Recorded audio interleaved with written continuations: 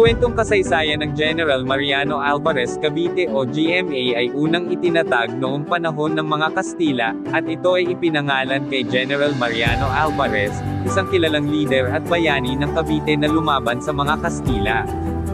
Siya ay naging bahagi ng mga kilusang pangrevolusyonaryo na tumuligsa sa pamahalaang kolonyal ng Espanya. Sa panahon ng Rebolusyong Pilipino laban sa mga Kastila, naging aktibo ang mga mamamayan ng GMA sa paglaban para sa kalayaan.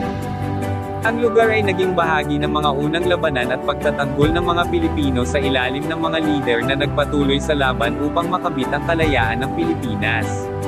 Pagkatapos ng Rebolusyong Pilipino, patuloy na umunlad ang GMA at naging isang bayan na may malawak na kasaysayan ng agrikultura at komersyo. Ang bayan ay matatagpuan sa isang stratehikong lokasyon, na naging dahilan ng pag-usbong nito sa iba't ibang aspeto ng ekonomiya at kalakalan.